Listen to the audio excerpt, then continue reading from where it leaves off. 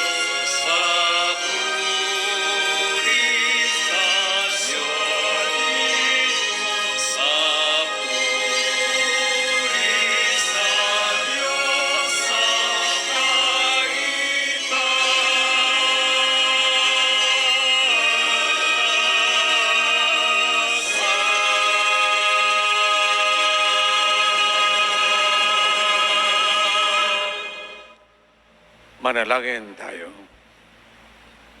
Ama naming makapangyarihan, ipinahayag mo ang iyong anak sa mga bansang pinatnubayan ng talang maliwanag. Kaming mga sumasamba na may pananampalataya ay lubin mong maitaguyod hanggang makaharap sa iyong kadakilaan sa kalangitan sa pamagitan ni Kristo kasama ng Espiritu Santo magpasawalang hanggan. Amen. Magsiupo po ang lahat.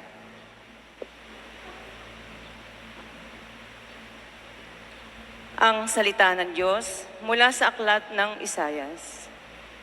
Bumangon ka, Jerusalem, at magliwanag na tulad ng araw. Nililiwanagan ka ng kaningningan ng Panginoon. Mababalot ng dilim ang ibang mga bansa. Ngunit ikaw ay liliwanagan ng Panginoon sa pamamagitan ng kanyang kaningningan. Sa ningning ng iyong taglay na liwanag, yaong mga bansa, 10 na mga hari, lalapit na kusa. Tumingin ka sa paligid at tingnan mo ang nagaganap. Ang mga anak mo'y nagtitipon na upang umuwi. Ang mga lalaki nagmumula sa malayo. Ang mga babae, karga tila ng mga bata. Ang tanawing ito kung iyong mamamalas, ikaw ay sisigla. Sa iyong damdami, pawang kagalakan yaong nadarama. Pagkat ang yaman ng iyong karagatay, iyong matatamo, at ang kayamanan ng maraming bansa ay makakamtan mo. Maraming pangkat ang nakasakay sa kamelyo, ang darating mula sa Madian at Efa. At sa Seba na may darating silang may taglay na mga ginto at kamanyang. Ihahayag ng mga tao ang magandang balita tungkol sa ginawa ng Diyos. Ang salita ng Diyos. Salamat sa Diyos. Poon maglilingkod sa iyo, tanang bansa nitong mundo. Poon maglilingkod sa iyo, tanang bansa nitong mundo. Turuan mo yaong haring humatol ng katwiran. Sa taglay mong katarungan, O Diyos, siya'y bahaginan. Upang siya'y maging tapat mamahala sa iyong bayan at pati sa mahihirap, maging tapat siyang tunay. Poon maglilingkod sa iyo, tanang bansa nitong mundo. Yaong buhay na matuwid sa kanyang kapanahunan, madama ng bansa niya at umunlad habang buhay. Yaong kanyang kaharian, palawak ng palawak. Mula sa ilog Euphrates, sa daigdig ay kakalat. Poon maglilingkod sa iyo, tanang bansa nitong mundo. Mga haring nasa pulo, nasa Espanya, maghahandog ng kaloob, ihahain din sa kanya. Pati yaong mga hari ng Arabia at Ethiopia, may mga kaloob ding taglay, nilang alaala. Ang lahat ng mga hari gagalang sa harap niya. Mga bansay magpupurit, maglilingkod sa tuwina. Poon maglilingkod sa iyo, tanang bansa nitong mundo. Kanya namang ililigtas ang sinumang tumatawag, lalo yaong nalimot ng mga taong mahihirap. Sa ganitong mga tao, siya'y lubhang mahahabag. Sa kanila tumutulong upang sila'y maligtas. Poon maglilingkod sa iyo, tanang bansa nitong mundo.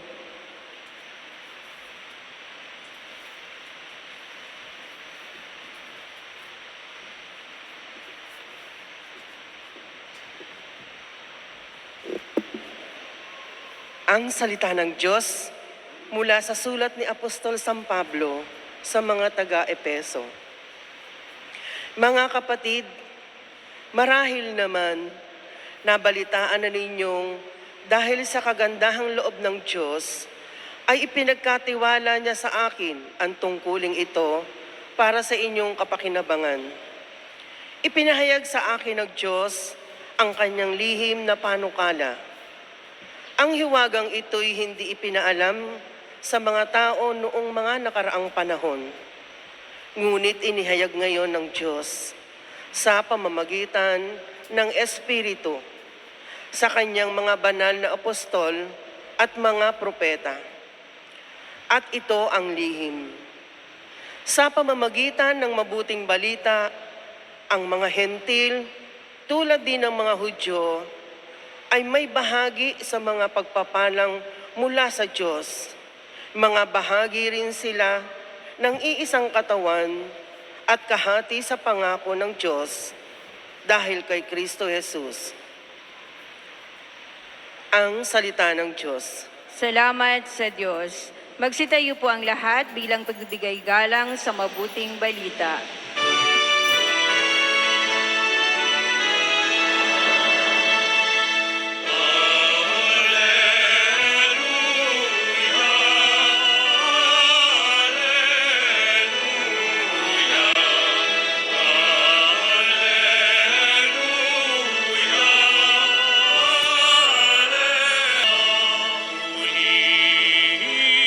Si Jesus, Alleluia, Alleluia. Siyang nagligtas ng sangkatauhan, Alleluia, Alleluia. Bayan ng Diyos magsaya, tumawi.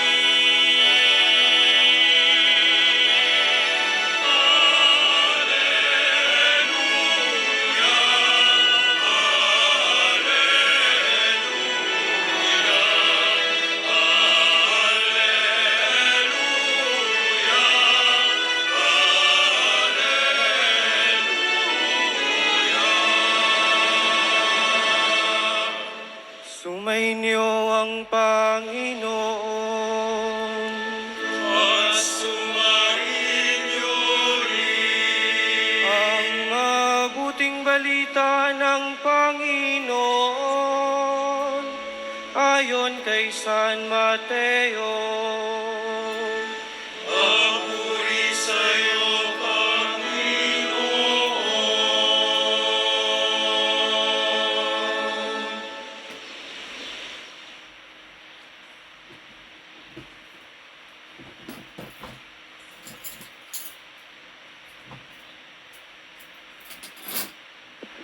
Si Jesus ay ipinanganak sa Bethlehem ng Judea noong kapanahunan ni Haring Herodes. Dumating naman sa Jerusalem ang ilang pantas mula sa silangan at nagtanong-tanong doon, "Nasaan ang ipinanganak na hari ng mga Hudyo? Nakita namin sa silangan ang kanyang tala at naparito kami upang sambahin siya." Nang mabalitaan ito ni Haring Herodes, siya'y naligalig, gayon din ang buong Jerusalem. Kaya tinipon niya ang lahat ng punong saserdote at mga eskriba sa Israel at itinanong sa kanila kung saan ipinanganak ang Mesiyas. "Sa Bethlehem po ng Judea," tugon nila, "ganito ang sinulat ng propeta. At ikaw, Bethlehem, sa lupain ng Huda, ay hindi nga huli sa mga pangunahing bayan ng Huda, sapagkat sa iyo lilitaw ang isang pinuno na mamamahala sa aking bayang Israel." Nang mabatid ito, lihim na pinatawag ni Herodes ang mga pantas at tinanong kung kailan lumitaw ang tala. At pinalakad niya sila patungong Bethlehem matapos pagbilinan ng ganito, "Humayo kayo at inyong hanaping mabuti ang sanggol. Kapag inyong natagpuan, ibalita agad ninyo sa akin upang ako'y may makasamba sa kanya." At lumakad na nga ang mga pantas. Muli silang pinangunahan ng talang nakita nila sa silangan hanggang sa sumapit ito sa tapat ng kinaroroonan ng bata. Gayon na lamang ang galak ng mga pantas nang makita ang tala. Pagpasok sa bahay, nakita nila ang bata sa piling ng kanyang inang si Maria. Lumapit sila at nagpatira pa at sinamba ang bata. Binuksan nila ang kanilang mga sisidlan at inihandog sa kanya ang dala nilang ginto, kamanyang at mira. Nang sila'y pabalik na, sinabi sa kanila ng Diyos sa pamamagitan ng panaginip na huwag na silang babalik kay Herodes. Kaya nag-iba na sila ng daan pauwi. Ang mabuting balita ng Panginoon. Pinuri ka namin, Panginoong Jesucristo. Manatili pong nakatayo ang lahat.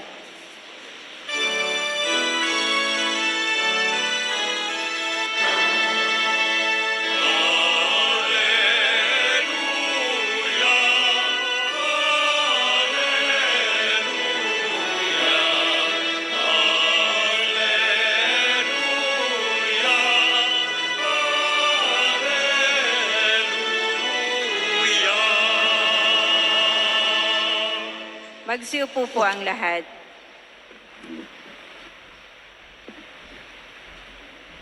Magandang umaga sa inyong lahat, minamahal ko mga kapatid.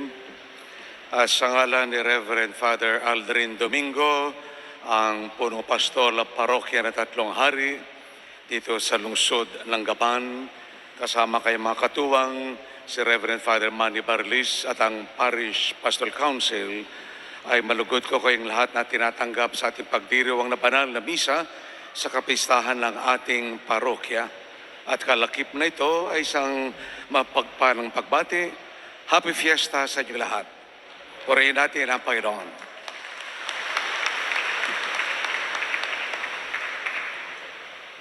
Ang kapistahan ng ating parokya ay napapaloob sa panahon ng Pasko na pagsilang ng ating Panginoon. At napakahalagang pagkakataon ito upang patuloy nating mapagnilayan itong dakilang misteryo ng pagkakatawang tao ng Diyos na siyang makatutulong sa atin upang maging lubos nating maunawaan ang kahulugan ng ating buhay. Buhay na biyaya mula sa Diyos. Ang lumang pagdiriwang, the old celebration of this feast, ay tinatawag nating Tatlong Hari, the Feast of the Three Kings. Pero managdaang taon ay nagkaroon ng pagpapanibago at tinatawag natin ito kapistahan nagpapakita ng ating Panginoon upang sa pamagitan ng ating pagbibigay diin dito sa mahalagang kaganapang ito ay magkaroon ng kaliwanagan sa ating pag-iisip at makatutulong sa atin, sa ating hangaring mapalalim natin at mapagtibay natin itong pakikipag-ugnay ng Diyos sa atin at ating tugon ng pananampalataya. Natawag itong Three Kings dahil doon sa mga regalong ginto, kamanyang at mira. Pero walang binabanggit kung tatlo sa Biblia.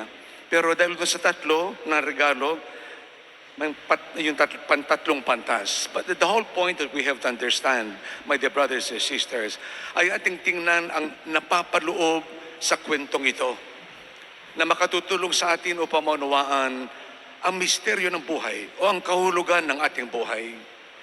Dahil sa ating hangarin na lubos na maunawaan itong buhay na ating pinagdaraanan, gumagamit tayo ng paghahambing images to help us understand what life is all about. Ito'y marinihambing na napakaganda at makatutulong sa atin. Ang buhay ay parang isang paglalakbay na napakalinaw sa paglalakbay, mayroong simulain. At upang ipagpatuloy ang paglalakbay na ito, matingkad sa isip at puso ng naglalakbay kung ano yung hinahangad nila mangyari sa kanilang buhay at may pinatutunguhan. Ang buhay natin ay ganito rin, na dapat malinaw sa atin ang simulain ng buhay na hindi natin at kailanman hindi natin may tatanggi ang buhay mo at ang aking buhay mula sa Diyos. Yan ang dakilang katotohanan. There's nothing and no one that can change that. Ang katotohanan ng simulain ng ating buhay ay ang Diyos. Diyos na unang nagmahal sa atin upang sa gayon kapag ating akuin, panindigan at pangatawanan itong dakilang katotohanan na ikaw anak ng Diyos, maging malinaw para sa ating maunawaan ang sinabi ng ating Panginoon doon sa kasaysayan ng paglilika ng sanlibutan na lahat tayo nilikha ng Diyos na kawangis niya. At ito, minamahal ko mga kapatid, ang dapat nating mapanghawakan na tayo nilikha ng Diyos, likas para sa tao na katulad ng Diyos ay marunong magmahal. Sa pamagitan ng ating pagsusumikap na mamuhay na may pag-ibig tulad ng Diyos, ito lamang ang makapagbibigay ng kabuluhan sa anumang ating pinagsisikapan, sa anumang ating minimithi sa buhay, anuman ang hangarin ng ating puso, kinakailangan dito nagmumula sa katotohanan ng buhay mo ay nagmumula sa Diyos At ang natatanging kapangyarihan upang ito'y lalo pang mapaganap ay itong kapangyarihan ng pag-ibig ng Diyos. Pero napakalinaw, minamahal kong mga kapatid, na dahil sa ating hangarin na mamuhay na totoong anak ng Diyos, sa ating paglalakbay sa buhay, ay maraming nakakatawag pansin. The lures of the world, the enticements, lahat ng mga ito, na tayo'y nabibighani sa pag-akalang itong bigay o alok ng mundo ang siyang magbibigay sa atin ng totoong kaligayahan. Totoong lumiligaya na, pero panandali ang kaligayahan. Pero patuloy palagi at hindi natin ito may tatanggi, it will always be an endless search, insatiable hunger na naroon sa ating puso na mapupunan lamang nito kapag atin ng masumpungan at muli natin maranasan presensya ng Diyos. It will only be that infinite love of God that can fill in that insatiable thirst. Ito ang pag-ibig ng Diyos. Kaya sa ating paglalakbay, mahalaga ang laman ng ating isip. Sa ating pagangad, maunawaan ang lahat ng ito, misteryo ng ating pinagdaraanan, marami tayong katanungan. Kung minsan ito bibigay sa atin ng agam-agam, ng pagdududa, ng pagkawalan ng pananampalataya, at lumilihis na lang at tumatalikod. Pero ito mabuting balita, na kahit makailang beses tayo tumatalikod, palagi nariyan ang Diyos. Diyos na naganyaya sa atin. Ipinamumulat sa atin ang dakilang katotohanan ng buhay mo sa mundong ito ay totoong biyaya ng Diyos. Na pagyamanin mo, pahalagahan mo, upang sa gayon, sa pagpapahalaga ng buhay na ito ay nagiging ganap lamang kung ito ay ating ibabahagi para sa ating kapwa. Blessings from the Lord, and for us to experience this in its fullest, kinakailangan ito rin ay ating may bahagi. Balikan natin ang kwento nito matatlong pantas doon sa malayong silangan ni the Far East. But they have seen a sign, and they searched. Naghanap sila upang matuklasan anong ibig sabihin nitong talang ito. At sa kanilang pananaliksik, doon nakita nila na pinanganganak ang hari ng mga Hudyo. At ito, nagbigay sa kanila ng inspirasyon na sana'y kanilang makita upang sa gayon, makita na ito ayon sa nakita sa tala, ay kanilang maipahayag ang pagsamba sa hari ng mga Hudyo. At nagdala sila ng mga biyaya. At doon, kung ating titingnan, hindi nila alam kung saan yun. The only guide that they had was the star. Pero subukan natin, pupunta tayo sa isang lugar na hindi mo alam, pero ang iyong panghawak na GPS, Waze. Pero kung minsan yung Waze, mali-mali kung saan ka dinadala. Kung minsan, dead end. Pero itong puntong ito, yung mga pantas, wala pang mga GPS noon, mga Waze. Nagtanong, at hindi alam kung sila pagtatanungan, mga totoong sasabihin o pinagkakatiwalaan, pero patuloy sila. Kapag ang tao at hindi malinaw ang layunin sa buhay, kapag nakita mo pa rin isang pagsubok, tatalikod na. Pero itong pantas na ito, nakita nila itong tala at alam nila na buong pagkatao na kinakailangan ito'y kanilang makita. At ito ang siya nagbunsod sa kanila sa paglalakbay hanggang sumapit sila sa lugar na kinilalagyan ng ating Panginoon. Meron pang pagsubok. Sa kanilang paghahanap, nakapagtanong sila mismo si Herodes. At sinabi, hinahanap namin ang hari ng mga Hudyo at nais namin sila makita at magsamba. Natunugan ni Herodes. Sinabihan sila, kapag makita ninyo, sabihin nyo rin sa akin upang ako rin ay pupuntahan siya. Pero ibang balak ang meron ito si Herodes upang patayin itong sanggol na ito. Dahil siya'y hadlang sa kanyang ambisyon, hadlang sa kanyang pangarap, hadlang sa kanyang pagkasakim sa kapangyarihan. At alam na natin ang kasaysayan. Pero malinaw na punto, minamahal ko mga kapatid, at napakaganda itong ating pagdiriwang ng kapistahan, ng pagpapakita ng Panginoon, upang sa gayon, hindi isinilang ang ating Panginoon Hesus para lamang sa bayang Israel, kundi sa pasandaigdigan ng taong naghahanap na makikita ang tanda ng misteryong ito na mensahe ng Panginoon ay kanyang tatahakin ang lahat. Yan ang mensahe.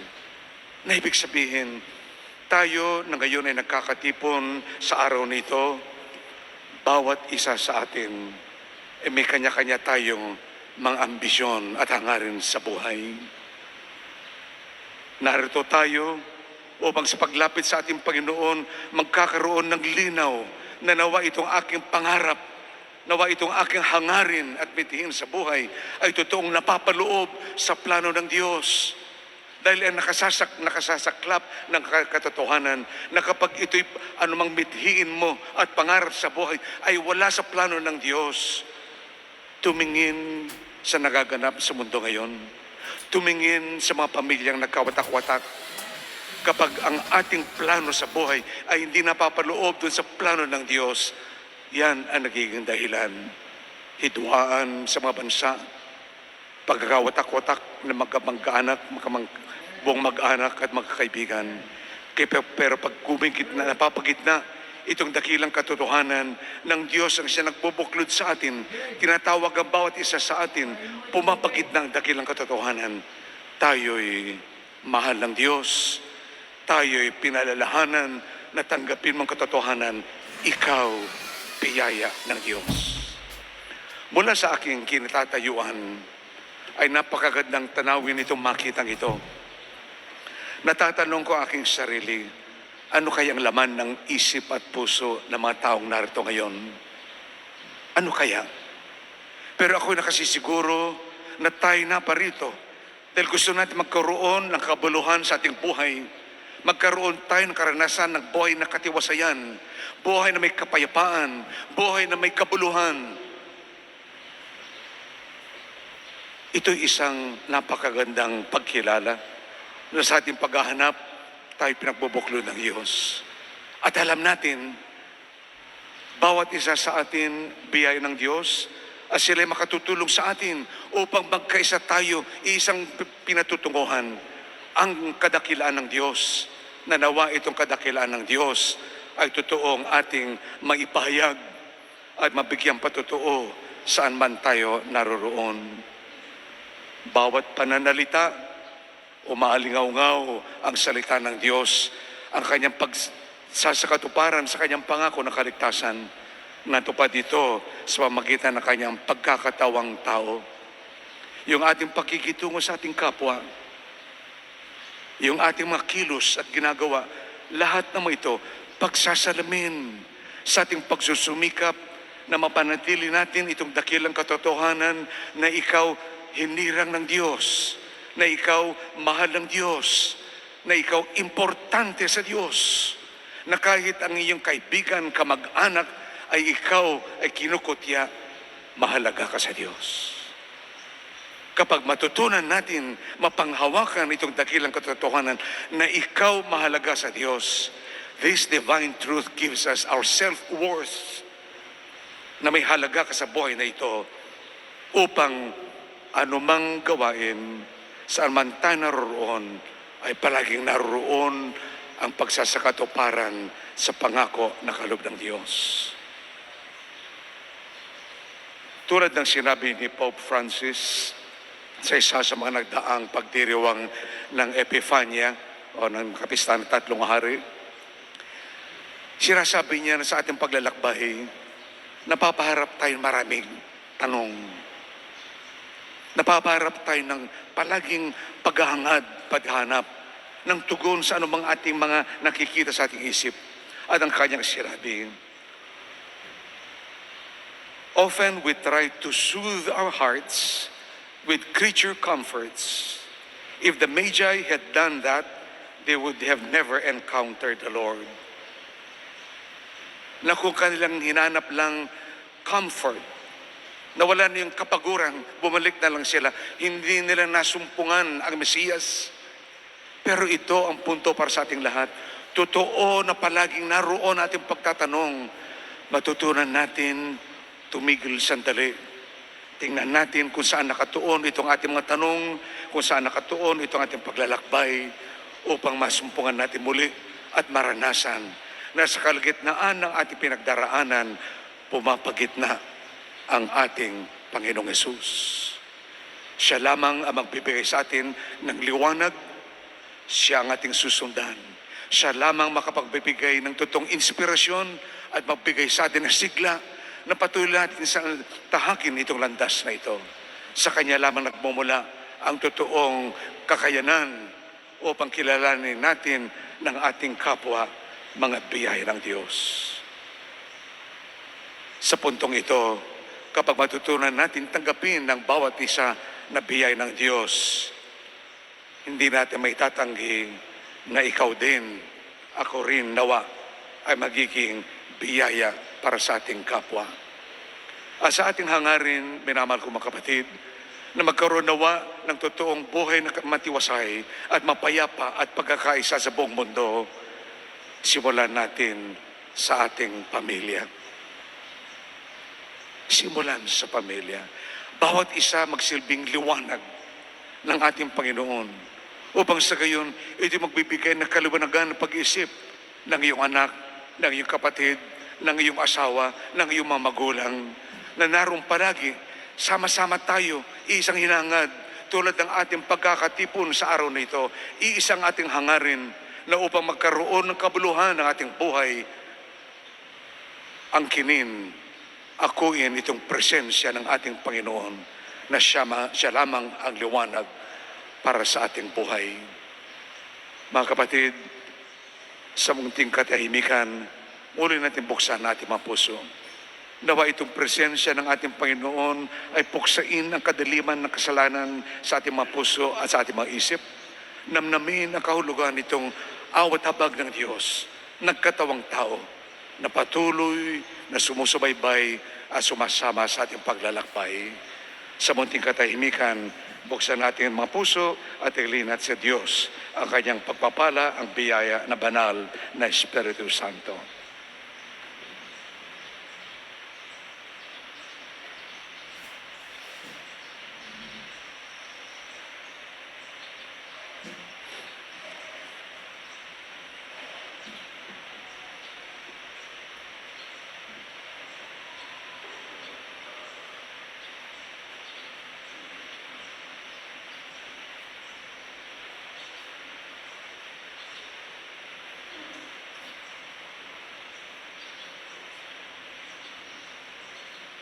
Tumayo po ang lahat.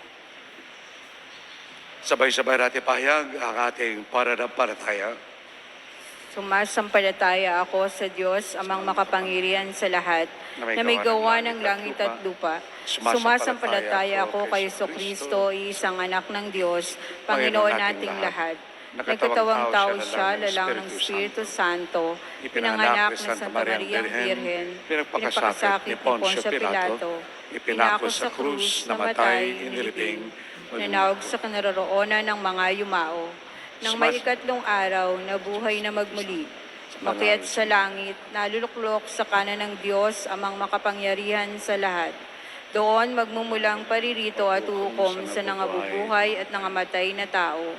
Sumasampalataya naman ako sa Diyos Espiritu Santo, sa banal na simbahang katolika, sa kasamahan ng mga banal, sa kapatawaran ng mga kasalanan, sa pagkabuhay na muli ng nangamatay na tao, at sa buhay na walang hanggan.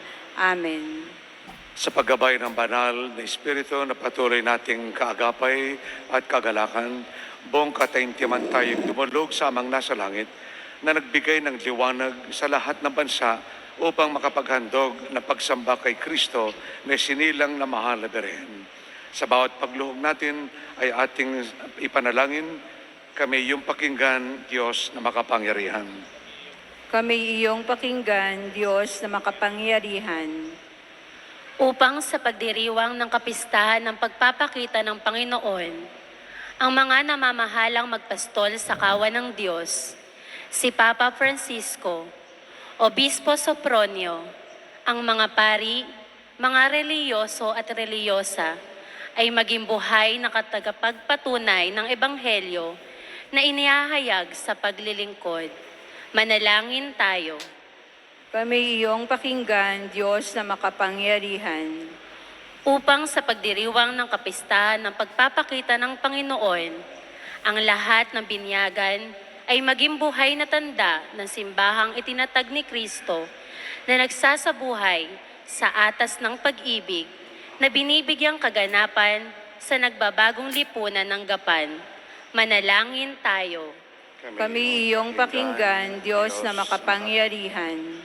Upang ang pagdiriwang ng kapistahan ng pagpapakita ng Panginoon ay magpalawig sa mga nabibiyayaan ng mga pamparokyang programa para sa mga naisasantabi ng lipunan tulad ng mga matatanda, mga batang lansangan, mga batang pinabayaan ng magulang, mga nalulong sa pinagbabawal ng mga gamot, mga babae at batang biktima ng pang-aabuso, at mga walang masisilungang tahanan. Manalangin tayo. Kami iyong pakinggan, Diyos na makapangyarihan. Papakita ng Panginoon ay maging isang pagkakataon ng pag-alala, pagkilala at pagpapahalaga sa mga nagsumikap matupad ang layuning maging buhay, masigla, mapagmahal, nagtitiwala at napapanahong sambayanan ng Diyos. Sa pangunguna ng mga paring dito ay naitalaga, buhay man o yumao na. Manalangin tayo. Kami iyong pakinggan, Diyos na makapangyarihan. Upang ang pagdiriwang ng kapistahan ng pagpapakita ng Panginoon ay maghatid sa ating mga nagagalak at nagsasaya ng abot-abot na biyaya at di natitinag na pananampalataya na tataglayin natin sa pagbubukas ng panibagong taon ng kasaysayan. Manalangin tayo.